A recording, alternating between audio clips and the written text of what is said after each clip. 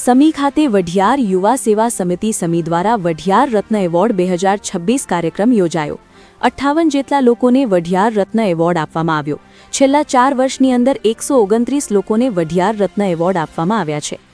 પાટણ જિલ્લાના સમી ખાતે આવેલ જલાલાબાદ રોડ ઉપર ધરતી હોટલની પાછળ અખૈયાવાડી ખાતે સમી વઢિયાર યુવા સેવા સમિતિ દ્વારા વઢિયારના રત્નોનું સન્માન કરવામાં આવ્યું। વઢિયાર રત્ન એવોર્ડ આપીને આ પ્રસંગે મોટી સંખ્યામાં સાધુ સંતો, રાજકીય અગ્રણીઓ, સેવાભાવી લોકો ઉપસ્થિત રહ્યા હતા।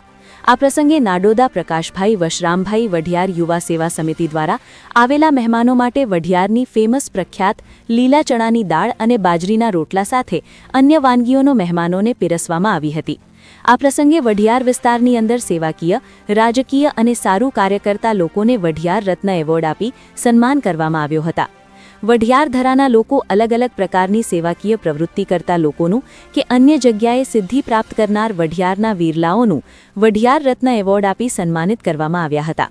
વઢિયાર યુવા સેવા સમિતિ સમી દ્વારા આ પ્રસંગે ઉપસ્થિત રહેલા મહેમાનો પાટણ જિલ્લા ભાજપ પ્રમુખ રમેશભાઈ સિંધવ, બેચરાજી ધારાસભ્ય સુખાજી ઠાકોર, રાધનપુર ધારાસભ્ય લવિંગજી ઠાકોર, જિલ્લા પંચાયત પ્રમુખ હેતલબેન ઠાકોર, પૂર્વ ધારાસભ્ય કમાભાઈ રાઠોડ, ખેડૂત સેલિબ્રિટી કન્વરજી ઠાકોર, દિનેશભાઈ સિંધવ તેમજ મોટી સંખ્યામાં લોકો હાજર રહ્યા હતા।